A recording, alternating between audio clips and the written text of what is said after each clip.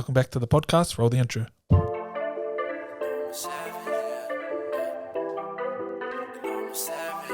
Yeah, they call me a savage. How I'm putting in work. I hustle and grind, I put in the time, get what I deserve. Savage.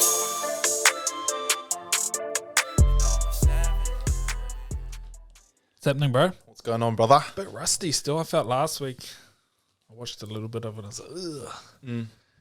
Know when you just go The off. potty, you mean? Yeah, go off. You don't do it for a couple of weeks and you don't have that nice flow of speaking. Like, I feel like I was jittering my answers. That's how I feel with content at the moment, bro. Even today, I was looking at you, I was like, oh, bro, I don't want to know. You're like, here's an idea. And I was like, thank you. Just at least one. Just got to tick the box. Yeah. How's training? Training's Talk a little bit of our training, what we're up to. And training's been good for me, bro.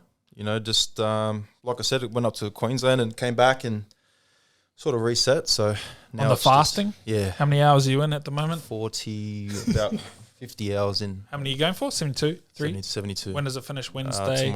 Tomorrow around 10 a.m. I've got one of the boys who's on the program. He's doing it with me as well. So we always do this maybe once every couple of months just to sort of reset ourselves, and he loves it too just as much as I do. What are you feeling?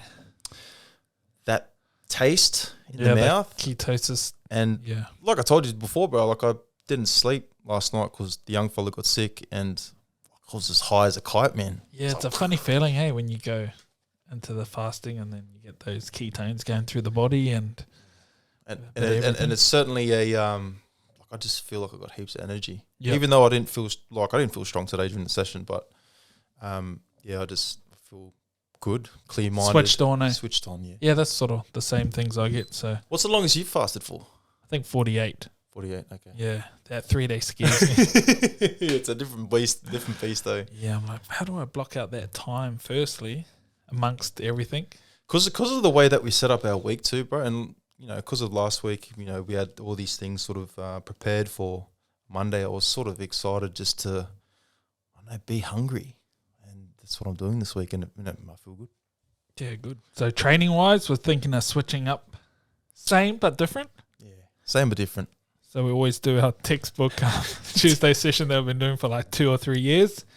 I still got a little bit of a shoulder.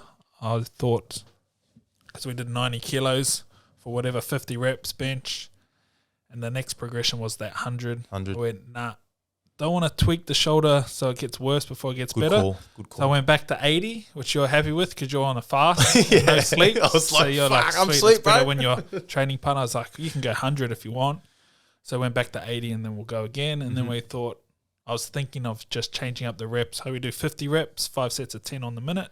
Now we want to try the 100 reps. 100 reps. So 10 sets of 10 every minute. Yeah. But then we'll start at 60, which is like, should be easy for us. Should be easy for us. Yeah. Because like you said today, that 80 kilos, we could have went to 100 reps today. Yeah, I think pretty we easily. can go to... But I feel like with the bench press, we work very well when we go all the way back to the basic weight of 60. 60 is like always the standard, and then build from there because we get to feel it out properly. Yeah, and then we're going to think of taking out the mechanical drop sets. Mm-hmm. And then I was like, I think we need some pull in there because to compensate with all the push that we're doing, don't want to get too out of balance. So maybe a bar pull, inverted row, 10 sets of 10 on the minute, which would be... Fuck, that's simple and basic, bro. I reckon it's going to be fun, man. Yeah. Even just like, I don't know, my body just seems to go with high volume, high frequency. Still doing the shoulders every day.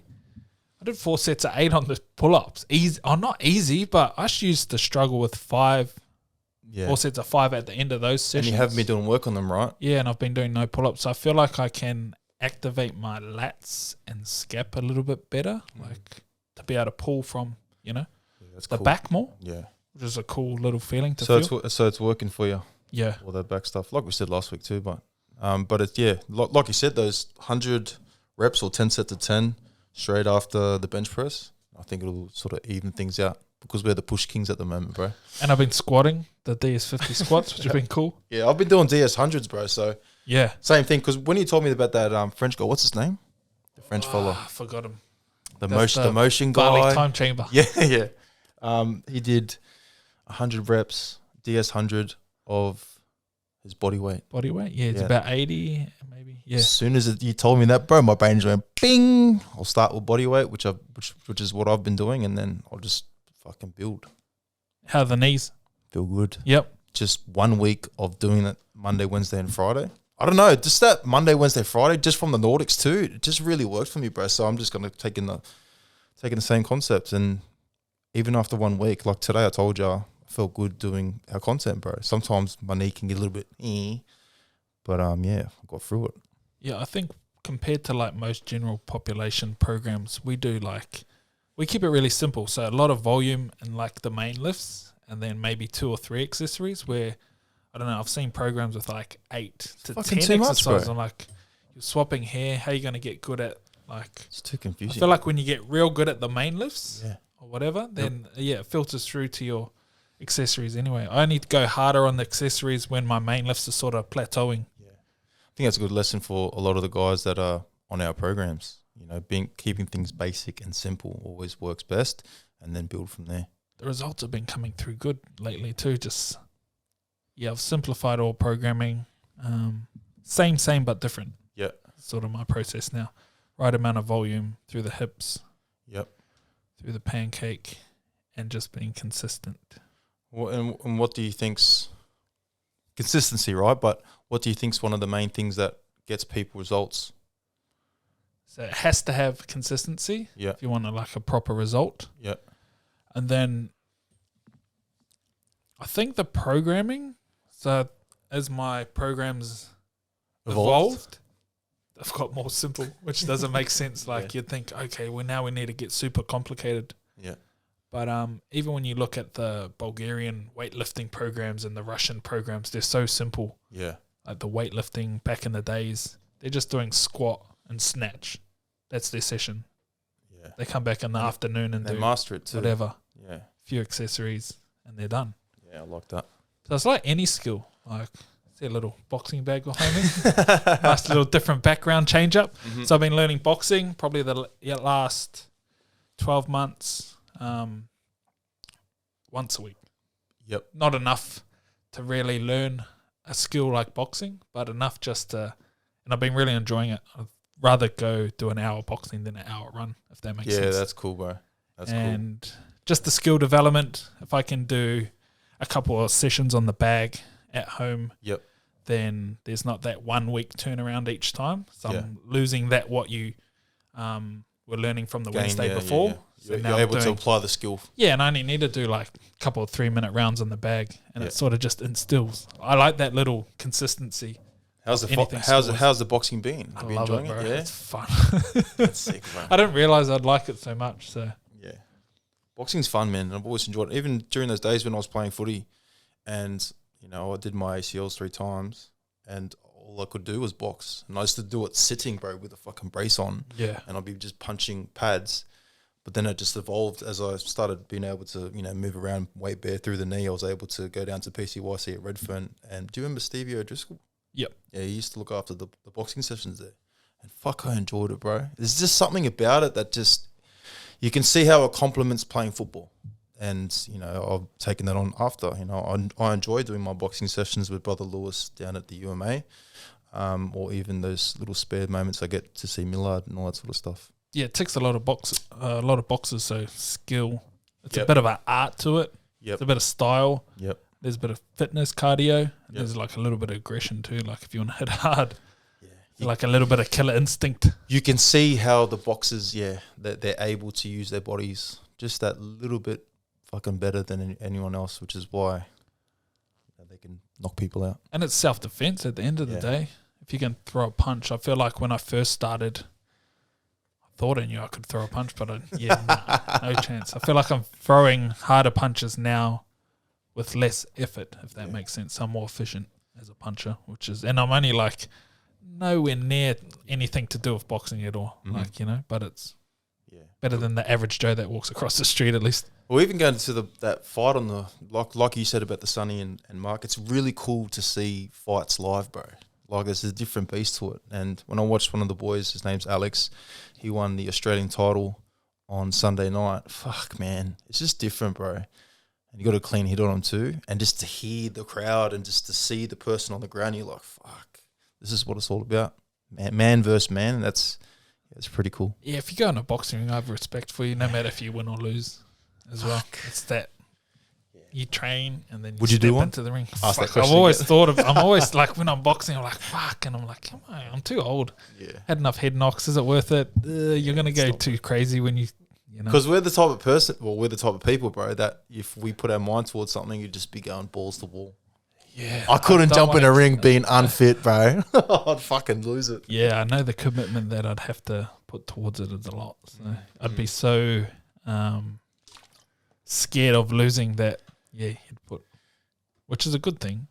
But yeah, it's always at the back of the mind, like, Go you straight into sorta SAS mode. you sort of want to tick it off, Army but camp. you don't. Like, man, I'm in my 30s, heading to the 40s now. Troy's army camp.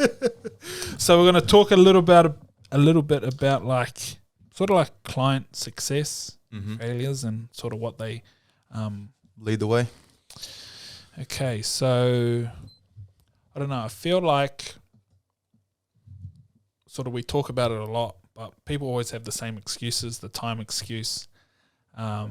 Kids, I don't like when people use their kids as an excuse. Yeah. Work, financials, and I feel like I love when someone says that's the excuse that I'm going to use, but I want to get back into it next week. Yeah. Instead of this is an excuse that I'm going to use, and now I'm going to quit because of it.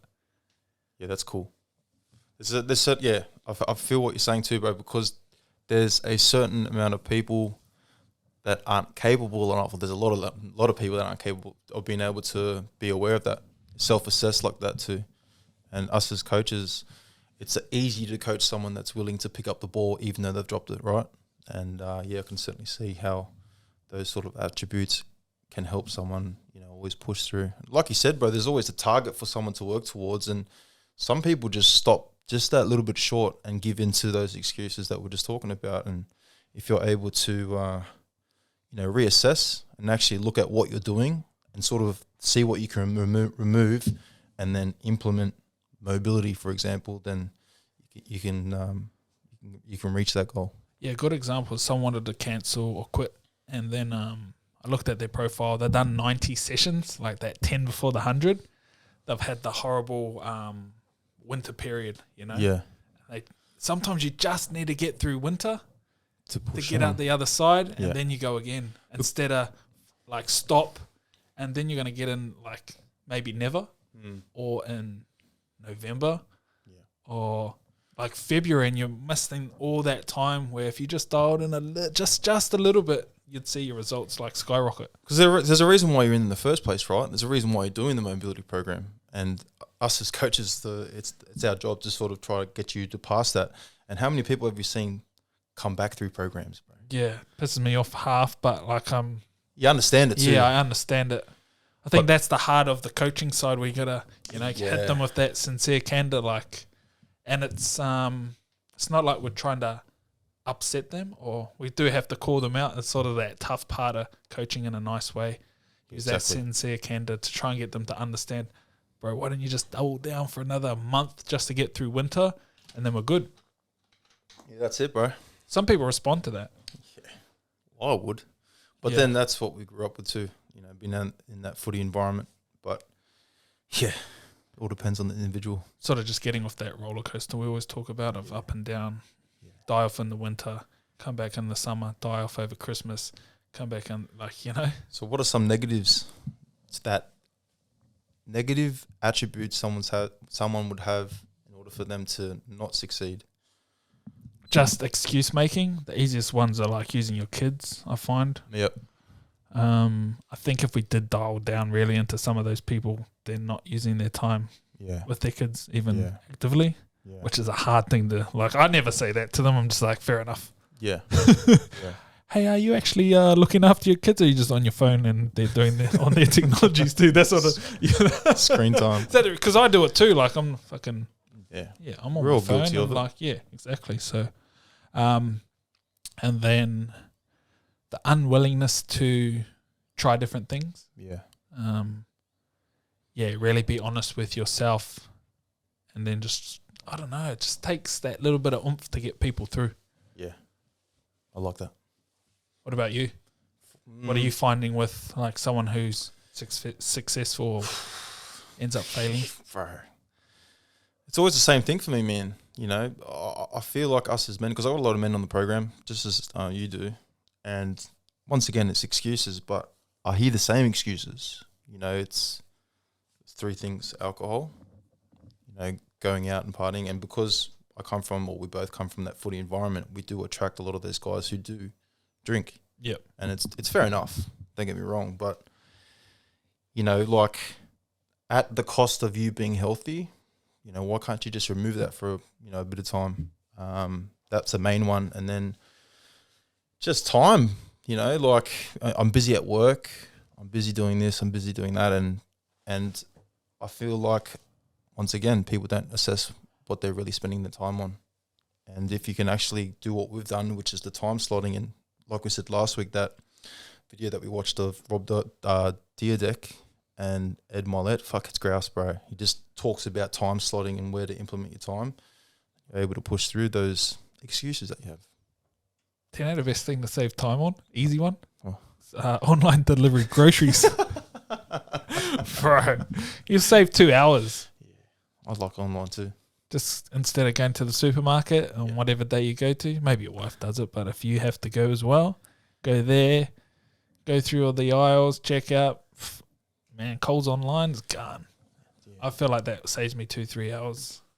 How many times a week do you shop for? Just once per a week. Yes. Always the same thing, or do you? Yes. Depending on what you're cooking for the week. Yeah, we plan it all out. Oh, really? Like our 5 or 6 meals of the week. We do our grocery list.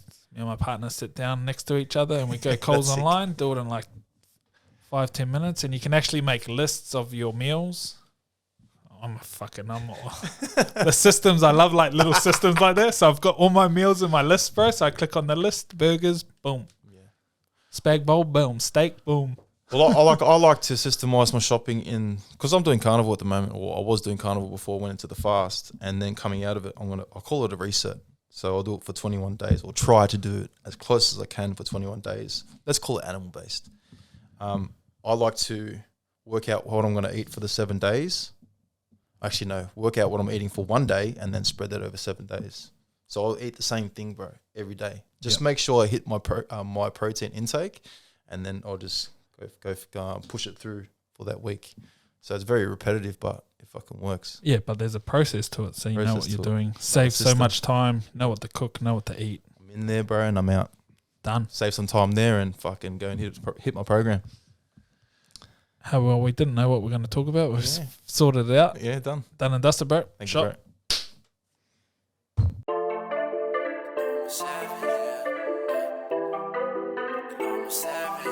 Yeah, they call me a savage. How I'm putting in work. I hustle and grind, I put in the time, get what I deserve. Savage.